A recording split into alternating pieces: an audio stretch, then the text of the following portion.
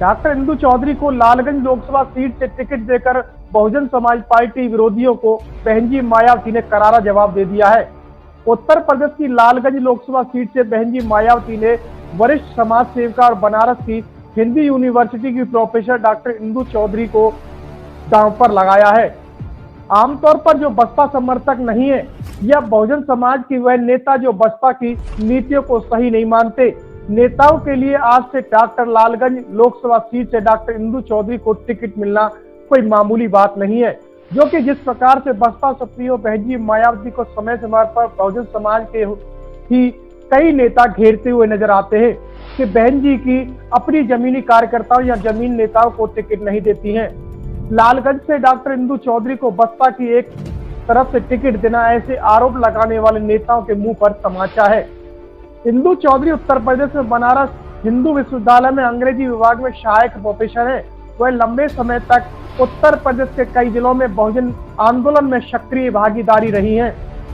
अगस्त 2022 में चौधरी इंदु ने काशीराम के आदर्शों को आगे बढ़ाने और लागू करने के उद्देश्य से बहुजन शक्ति मिशन नामक अपना संगठन स्थापित किया।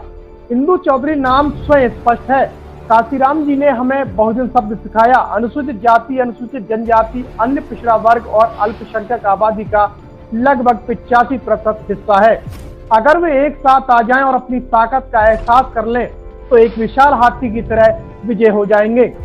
काशीराम जी ने यही करने की कोशिश की थी। उसी से प्रेरणा लेकर हमने संगठन का, यानी कि इंदु चौधरी ने कहा कि उन्होंने संगठन का नाम बहुजन शक्ति मिशन रखा था। यह मिशन है आम आदमी का फिर से अपनी शक्ति का एहसास कराना, उन्हें महापुरुषों की विचारधारा, उनके वोट की ताकत याद दिलाना और युवाओं को आर्थिक, शैक्षिक और सामाजिक रूप से समृद्ध बनाना है। अब आपको बता दें इसकी जरूरत क्यों थी और किस लिए थी, क्योंकि लॉकडाउन में हाल ही में नोटबंदी के बाद से ही एक बड़ा वर्ग और भी गरीब हो गया है। नोटबंदी और लॉकडाउन का कक्षाओं के बच्चों की पढ़ाई पर भी प्रतिकूल असर पड़ा है। राजनीतिक परिदृश्य भी कुछ लोग लगातार सत्ता पर कब्जा कर रहे हैं। बहुजन समाज पार्टी के लाखों करोड़ों समर्थक होने के बावजूद आखिर वो वोट कहां जा रहा है। लोग अलग अलग राजनीतिक पार्टियों के पक्ष में वोट करते हैं, लेकिन सभी वोट एक ही पार्टी की ओर जाते दिख रहे हैं। यह कैसी स्थिति है, इसका अध्ययन कैसे करें। गांव में मतदाता आज भी काशीराम जी के विचारों से लैस है, लेकिन काशीराम जी ने जिस समाज का निर्माण किया वह धीरे धीरे अलग होता जा रहा है।